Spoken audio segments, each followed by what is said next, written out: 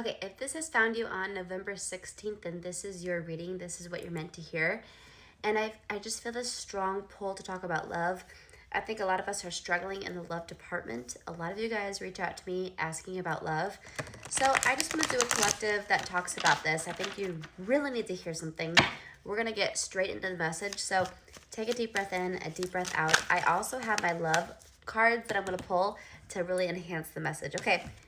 Look at that. We have the King of Cups to start this reading off. First of all, cups have to do with emotional fulfillment, but they also have to do with the water signs. So you or someone else could be a water sign. So you're like, what are the water signs? It's the zodiac. So I'm talking Cancer, Scorpio, Pisces. That's what I'm talking about here. If you're not one of those signs, or if this other person is not one of those signs, it could be the time of year. So just open your mind a little bit, save this maybe so you can come back and reference the timing.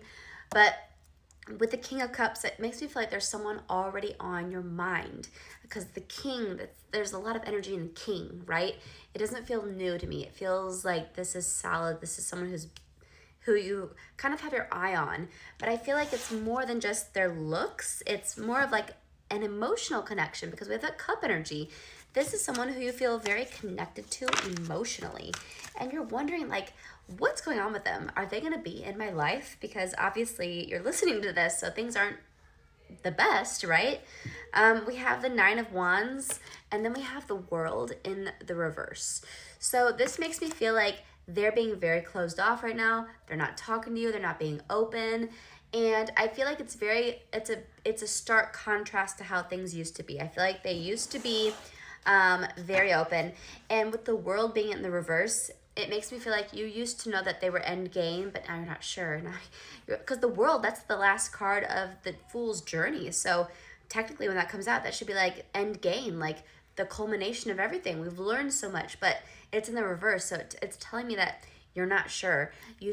At one point you thought this was your everything. This was end game. This was the person you would end up with forever. But they're being so wishy-washy with their energy that now you're not sure. But you can't get them off your mind. So what's up with that? Like, obviously there's something about them that you feel like they came into your life for a reason. Like, why can't I stop thinking about them? Like, there's something more, and it just doesn't feel completed. It feels like this is not complete.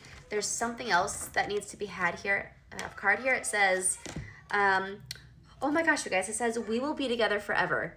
We will be together forever. So perhaps it's just the timing, you guys. Timing is everything. And, if I could dive into a reading on each individual person watching this, I could give you a lot more specific information for your situation. But with this being collective, that's what I feel. It's like you will be together, but not yet. So let me know if this resonates. I'll see you guys next time.